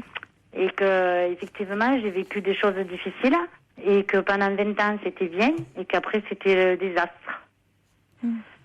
Et aujourd'hui, comment ça va? Pas ça du tout, quoi. Aujourd'hui, elle protège ses enfants, et c'est la première des choses. Oui. Et qu'elle protège son mari. Oui. Voilà. Oui, qu'elle préserve, c'est ça, qu'elle préserve, qui préserve tous deux leur relation de couple, parce que c'est un couple qui va bien, qui s'entend bien, ça fait 17 ans qu'ils sont ensemble, ils ont 2 petits-enfants, donc ils se laissent pas atteindre par tout ça, parce que c'est vrai que la famille peut beaucoup envenimer les relations. Intentionnellement ou malencontreusement, être mal intentionné et vouloir cette séparation, puisque comme elle le disait, si j'ai bien compris, elle a été employée à l'essai après son stage et elle a été embauchée après, puis elle a connu ce jeune et c'était son mari, c'était le fils de son patron. Donc je pense que la famille, elle a peur qu'effectivement les biens, si en cas de séparation, justement du couple, et ben que cet argent s'en aille ailleurs et que la famille, avec cet argent-là, elle a tout pouvoir sur ce couple et sur ses petites filles. Bon, moi, j'ai pas tout entendu pour les petites filles, mais c'est vrai que s'il y a des secrets... il y a une petite fille, un petit garçon. Voilà, et ces secrets d'adultes n'ont pas à intervenir dans les secrets d'un enfant. Oui, c'est ça, il faut les tenir à l'écart de ça. Ils ont assez de soucis, les enfants, leur avenir à construire, les écoles à faire. Oui, ils sont petits encore, les enfants de Géraldine. Vous savez, c'est au berceau qu'on prend des bonnes habitudes. Ils ont 5 ans et 4 ans, donc pour le moment, oui, on va pas trop les embêter avec ça. Ça peut faire des dégâts, on ne sait pas. Bon, écoutez, merci beaucoup, en tout cas, Solange. Cette petite dame, elle vous a touché, en tout cas, Géraldine, oui, c'est ça. Comment ? Elle vous a touché, Géraldine, que je lui souhaite beaucoup de courage. Et que, moi, mon histoire, elle s'est mal finie, il y a eu un divorce et j'ai gagné. Et aujourd'hui, je suis fière et la famille ne me regarde plus, ne regarde plus mes enfants, pratiquement. Mais donc, j'étais très forte et il faut être forte pour nos enfants. Et ce qui compte, comme dit mon fils qui est autiste, c'est l'amour. Voilà. C'est un témoignage de William, ça. C'est lui qui vous dit ça? Il a quel âge, votre fils? Comment? Il a quel âge, William? Il a 34 ans. 34 ans, oui. Et mon deuxième, il a 31 ans. Voilà. Et d'ailleurs, j'avais téléphoné l'autre soir, je croyais qu'on me rappellerait, pour parler de mon fils qui est parti. Maintenant, il a acheté un appartement à la Île-et-Rose. Et il a une compagne et il semble heureux et j'en suis très heureuse. Vous pourrez une autre fois peut-être aborder. Oui, mais bon, on en reparlera. Voilà. Oui. Tout à fait. Je vous dis à bientôt alors. Écoutez, à bientôt. Merci beaucoup de ces témoignages. Merci pour votre émission et courage à la jeune dame. Au revoir Solange, merci. Merci, au revoir. Au revoir. Pour rejoindre Caroline Dublanche, appelez le 39 21, 34 centimes la minute. Un mail de Camille qui arrive pour Géraldine, qui dit: ça pourrait peut-être aider Géraldine de penser que ce n'est pas elle qui est en cause, mais plutôt que les attaques, entre guillemets, de ses beaux-parents sont destinées à leur fils en tant qu'adulte, c'est-à-dire qu'ils veulent le pouvoir sur lui comme avant. Leur désaccord porte sur le fait qu'il soit marié et non pas sur la personne qu'il épouse. C'est à son mari de défendre vis-à-vis de ses parents le droit d'avoir une vie adulte, de ne pas accepter qu'il s'immisce dans sa vie. Le fait qu'il ait déjà pris de la distance et qu'il fasse front avec sa femme est très encourageant, car ses parents ont bien compris que leur fils leur échappait en quelque sorte. Ce que Géraldine perçoit comme de la haine ou du mépris n'est peut-être tout simplement qu'une réaction de mauvais perdant et de dépit, voire d'aigreur. Il faut que vos beaux-parents acceptent qu'ils n'ont plus tous les pouvoirs sur leur enfant, et ce n'est pas facile. Le mariage cristallise souvent cet état de fait. Courage Géraldine, ça va se tasser. Je partage beaucoup l'opinion de Camille. C'est-à-dire, je pense que c'est vraiment pas lié à Géraldine, à sa personnalité, mais qu'il y a quelque chose d'un pouvoir qui se perd sur l'enfant et que le mariage vient effectivement cristalliser ça. Donc au-delà, l'argent finalement est très secondaire au fond dans cette histoire. Il y a d'autres choses évidemment plus complexes qui sont en jeu. Cathy dit: dans ces familles, ces histoires de redevances, de gratitude qui nous sont imposées ou que l'on s'impose, c'est l'enfer. Et oui, mais en même temps, c'est souvent l'histoire des familles, ma chère Cathy. Allez, on va passer un petit peu de musique avec Zaz, Je veux, et après nous accueillerons Gabriel. Bonsoir Gabriel. Bonsoir Caroline. Bonsoir. Je me suis permis de vous appeler pour la bonne raison que j'ai effectivement de gros problèmes depuis 4 ans. Oui. Si vous voulez, je travaille dans la même entreprise depuis 30 ans maintenant et j'ai eu du diabète depuis à peu près 8 ans. Oui. Il se fait qu'avec mon diabète, j'ai commencé à avoir des hypoglycémies et dans la société où je travaillais, donc on a mal perçu cela. Par la suite, malheureusement, j'ai été hospitalisé pour un problème de septicémie en 2006. Et il a été avéré que j'ai eu des problèmes au niveau des CA19-9, que vous comprendrez, je pense. Hein. Non. C'est un problème au niveau du cancer, si vous voulez, au niveau du pancréas. D'accord. CA199. Et puis, ce que je voulais vous poser comme question, donc si vous voulez, c'est ce que je n'arrive pas à comprendre, c'est qu'effectivement, à part mon entourage, donc mon épouse, mes enfants qui me comprennent très bien, tous les gens qui travaillaient avec moi et puis l'entourage de la famille même ne me comprennent plus maintenant parce que j'ai de gros problèmes au niveau des douleurs au niveau des jambes et on a prévu apparemment d'après les médecins une fibromyalgie. Donc je suis passé dans un centre de la douleur, si vous voulez. Oui. Et puis donc je rencontre des psychologues, voilà. Mais il n'y a personne qui peut me dire effectivement pourquoi effectivement j'ai ces douleurs et pourquoi est-ce que moi, si vous voulez, c'est ce que je voulais savoir, c'est pourquoi effectivement personne n'arrive à comprendre ces problèmes-là. Parce que je pense pas que je sois le seul qui a du diabète, Je pense pas que je sois le seul qui ait de la fibromyalgie. Voilà. Donc tout ça, ce sont des choses, si vous voulez, qui sont extrêmement difficiles. Donc les CA199, c'est un cancer du pancréas qui est extrêmement grave. Et quand je l'ai prescrit, si vous voulez, quand je l'ai dit à votre collègue qui est tout à l'heure au téléphone, je lui ai dit, écoutez, j'ai dit à 2 ou 3 personnes depuis à peu près une semaine, écoutez le film sans plus attendre. Je ne sais pas si vous connaissez ce film-là, avec Norman Freeman et Jack Nicholson, sans plus attendre. Donc je vous pose la question là, voilà. C'est un film qui raconte effectivement des gens qui ont un problème de cancer.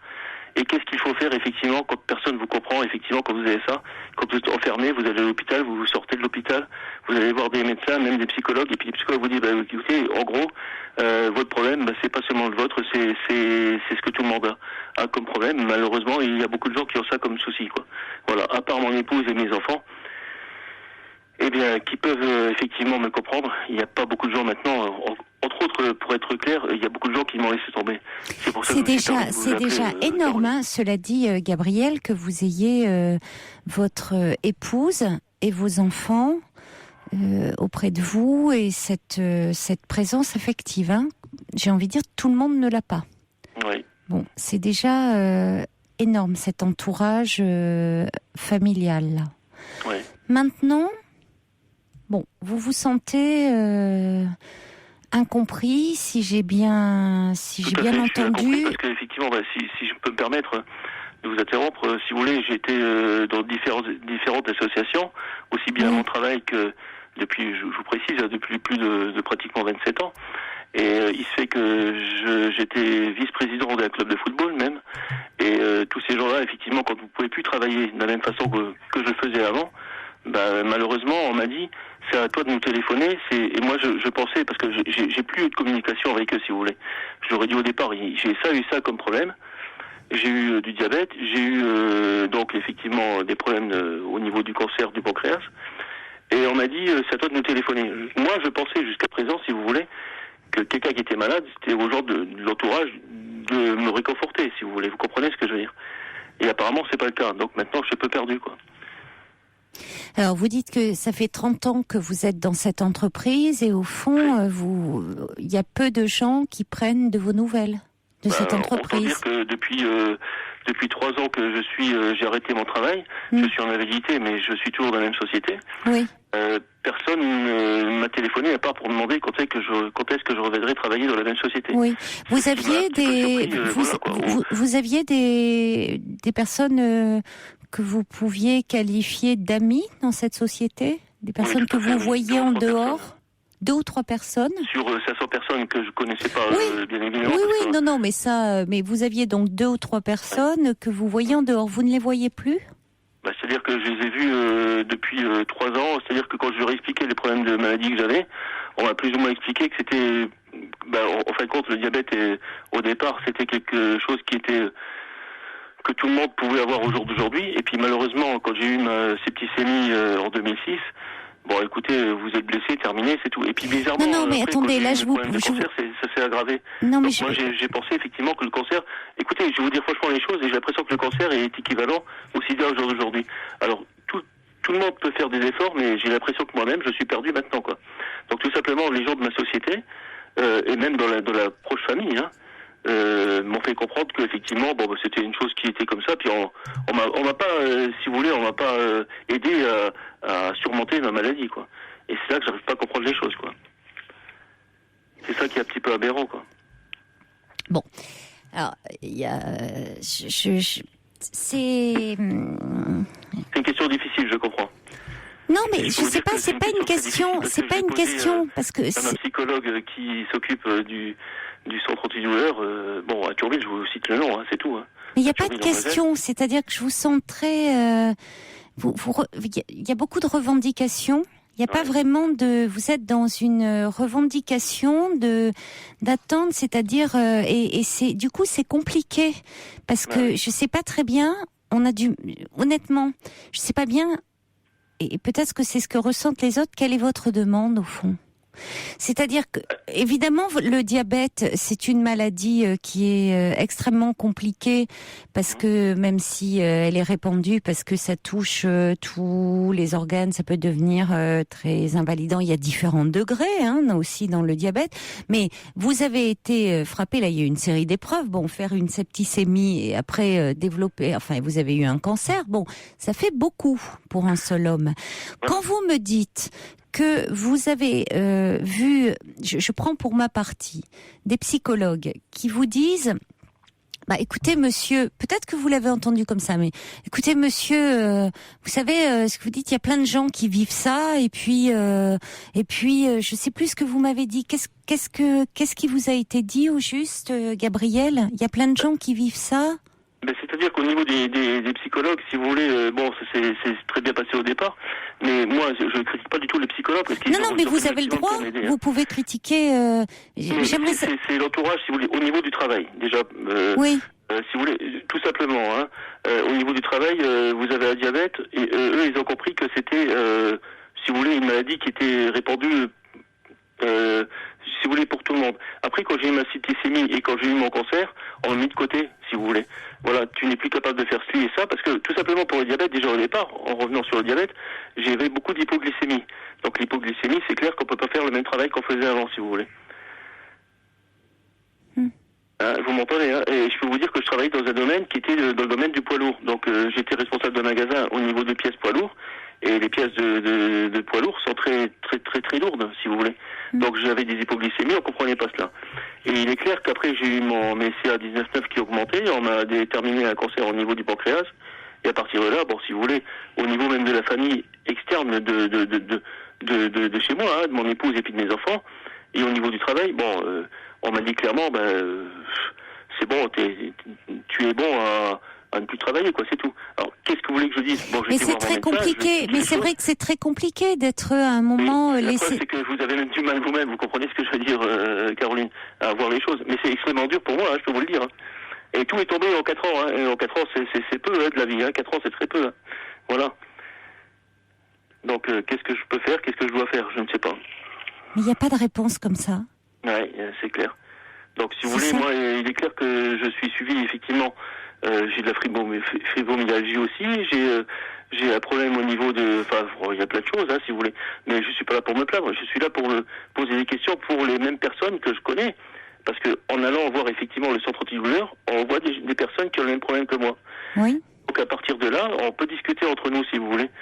Et c'est vrai qu'en discutant avec des psychologues qui sont au centre de Thionville, ils nous disent voilà, on a vu ça, on connaît à peu près les douleurs que vous avez, mais ce n'est pas reconnu. Alors le pire, c'est que c'est pas reconnu. La fibromyalgie, vous savez très bien comme moi, que c'est reconnu depuis très peu de temps. Ça c'est clair. Alors on m'a dit que c'était la fibromyalgie. Après j'ai eu effectivement d'autres problèmes qui sont liés au diabète. Je vais pas le dire sur l'antenne. Mais c'est extrêmement dur à gérer. Mais est-ce que vous pouvez parler de vous, des conséquences que ça a sur votre vie, du fait que vous vous sentez finalement malheureux, rejeté, que vous n'avez plus de place, que vous souffrez, que au fond les gens peut-être dans votre travail, même ceux dont vous étiez proche, ne prennent pas de vos nouvelles, parce que finalement là vous ne m'avez pas parlé parce que la maladie a envahi tout le champ de votre vie. Et évidemment la douleur quand on souffre, c'est terrible. Il n'y a plus que ça.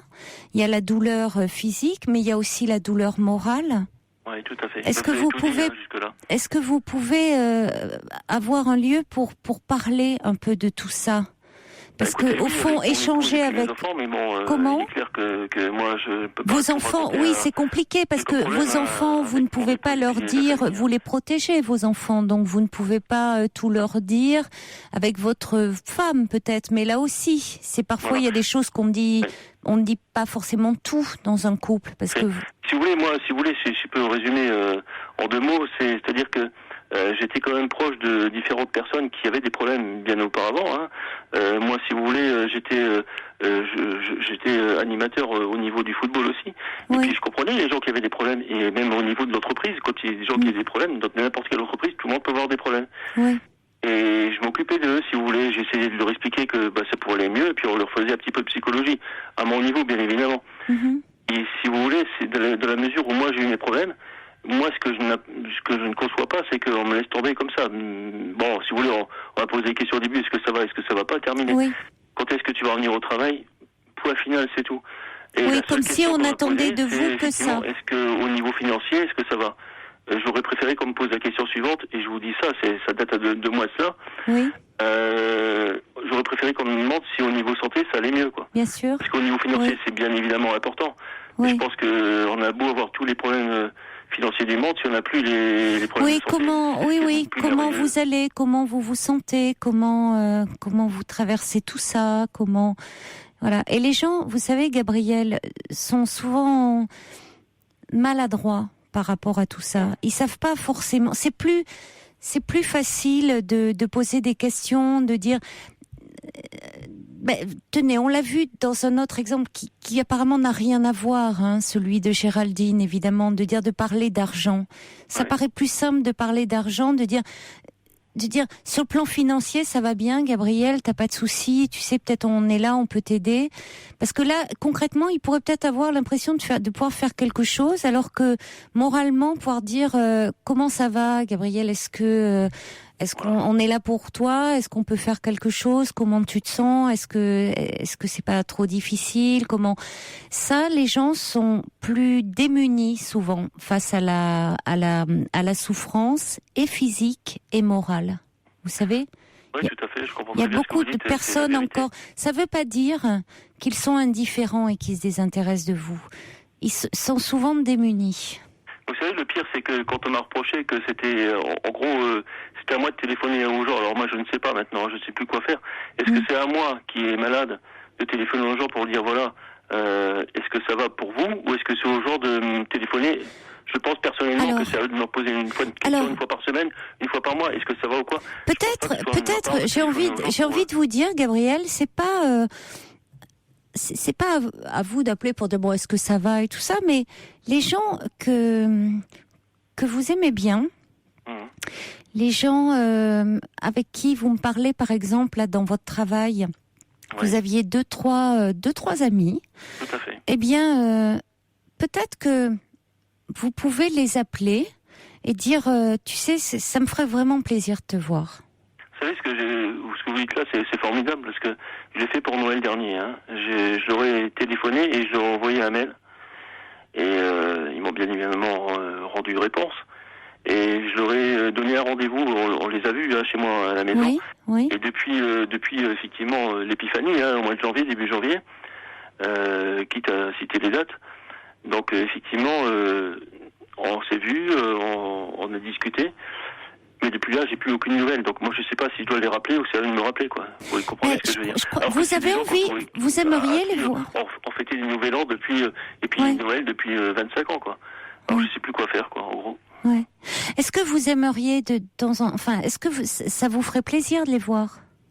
Ça vous ferait du bien? Ce serait un grand bonheur. C'est important, Gabriel, vous comprenez, de garder tout en moi, parce que je peux pas tout dire, évidemment, à mon épouse, parce qu'elle a autre chose, effectivement, à garder. J'ai ma fille qui a 20 ans, mon fils qui a 14 ans. Oui, je comprends. Vous pouvez pas tout dire. En tout cas, alors, vous comprenez, c'est...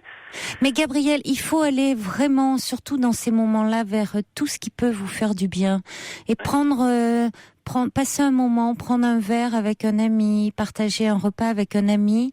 Et je pense que il sera heureux de le faire parce qu'il vous aime bien et parce que il sait pas forcément, il a peut-être peur de se dire, il sait plus comment prendre contact. Il a peut-être peur, il se dit peut-être que Gabriel, il est dans son traitement, il est affaibli, il est mal, il a peut-être pas la force, il a peut-être pas l'énergie, je vais peut-être le déranger, ou il sait plus. Voyez, et si vous l'appelez en me disant écoute, tu sais, vraiment ça me ferait vraiment plaisir de te voir, ben là vous allez parler, il va vous demander évidemment de vos nouvelles et puis vous allez aussi vous allez parler de votre santé, de ce que vous vivez, puis il y a des moments vous allez aussi parler à un moment d'autres choses aussi, de la vie, et c'est tous ces petits moments qui sont à prendre. Donc j'ai envie de dire, oui, il faut pas vous priver d'appeler, parce que parfois les gens eux-mêmes n'osent pas toujours. Oui, c'est vrai, je comprends très bien. Ouais.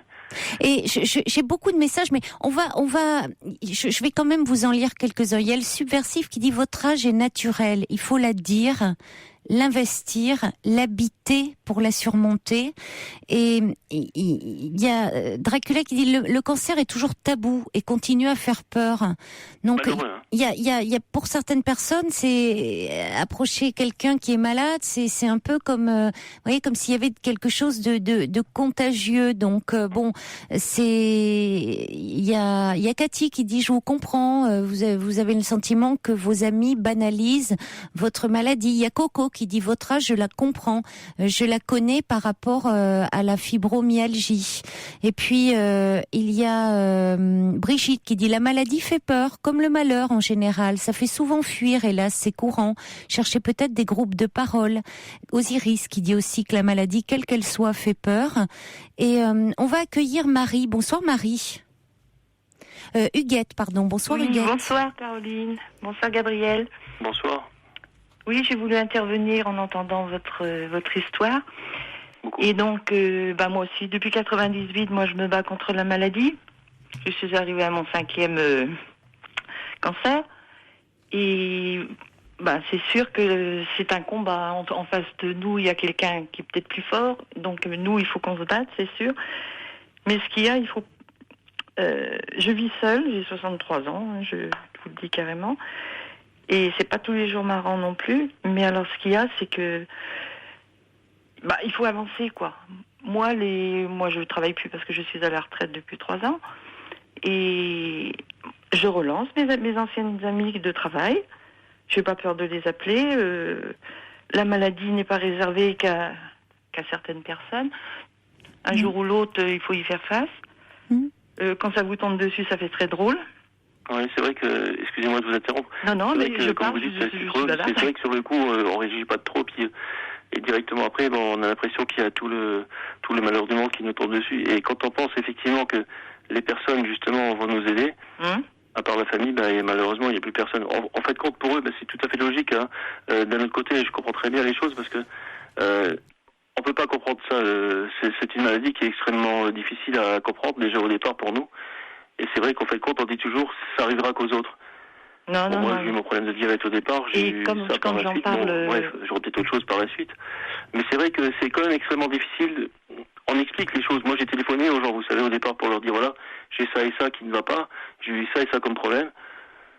Mais ils ne savent pas quoi nous répondre. J'ai vu quand même par la suite que, effectivement, il n'y avait plus personne qui s'attachait à moi. Alors que j'avais travaillé dans l'entreprise.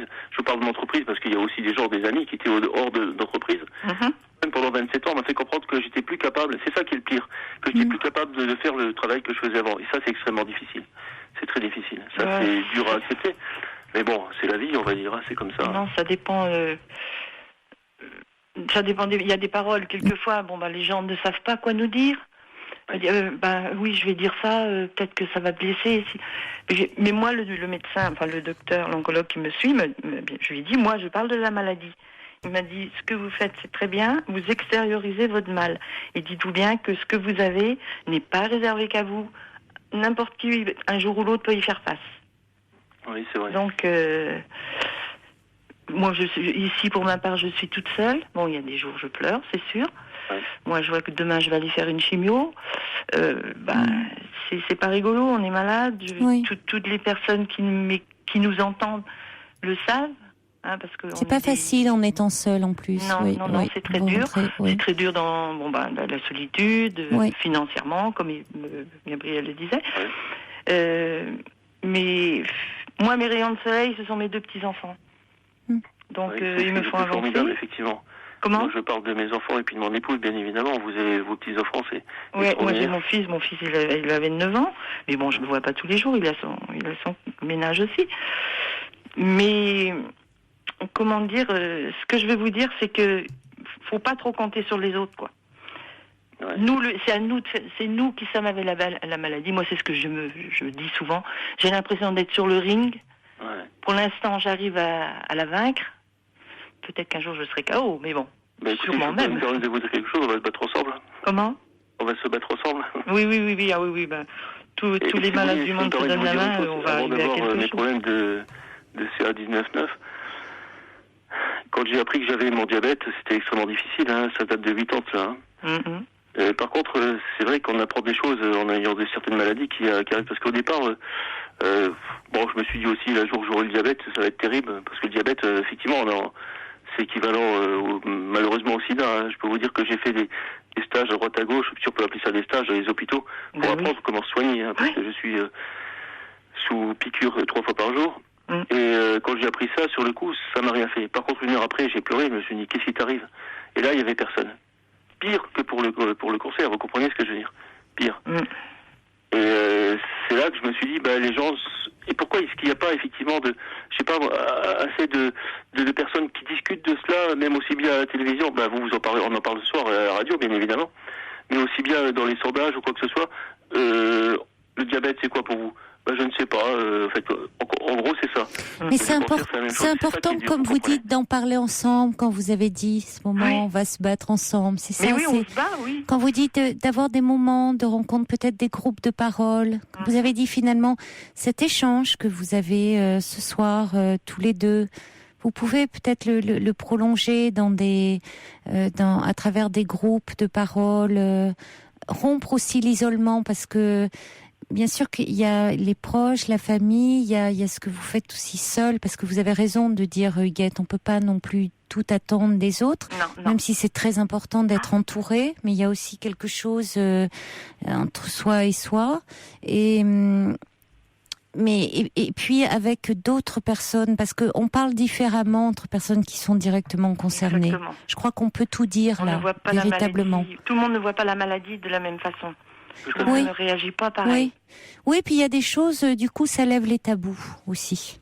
Oui. Tout à fait, il y a tabous, effectivement. Il y a encore beaucoup de tabous, et puis parce qu'on préserve aussi les autres et ceux qu'on aime, alors que quand on est avec des personnes qui sont aussi touchées par la maladie, on peut dire des choses comme ça, de ce que l'on vit, de ces douleurs, à la fois physiques et morales.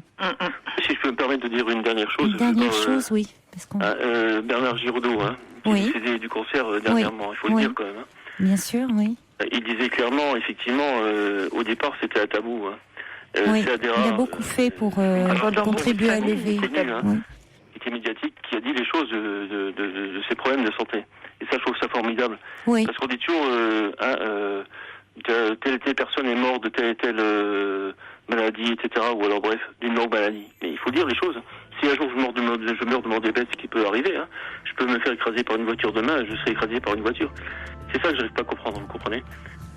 En tout cas, un petit message de Salomon qui dit « Allez, ne baissez pas les bras, vos proches sont là pour vous, c'est l'essentiel, sans oublier l'importance primordiale de l'activité physique qui participe de la régulation du diabète et de ce type de douleur. » Et puis, il y a aussi Yacinda qui dit témoignage très touchant. Il est beaucoup plus difficile de se sentir à l'aise face à la maladie et à la souffrance d'une personne que face à un problème d'argent.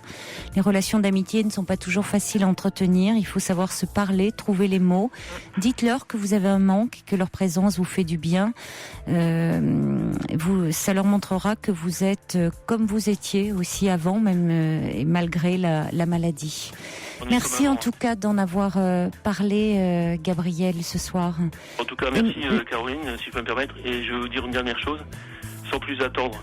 que les gens regardent ce film-là, Norman Freeman, je fais pas de publicité, hein, Jack Nicholson. Ça veut tout dire, ils comprendront les choses. Merci à vous, Huguette. Merci, Caroline. Et merci beaucoup pour votre témoignage et bon courage pour votre séance. Oui, mais c'est important, vous en avez bien parlé. Merci, Huguette. Ne pas compter sur les autres. Un peu quand même, c'est important de pouvoir aussi compter sur les autres. Merci beaucoup, Huguette. Je suis hargneuse, c'était mieux. Donc je me bats. Vous allez surmonter cela. Au revoir, je vous embrasse très fort tous les deux. Merci, Caroline. Au revoir.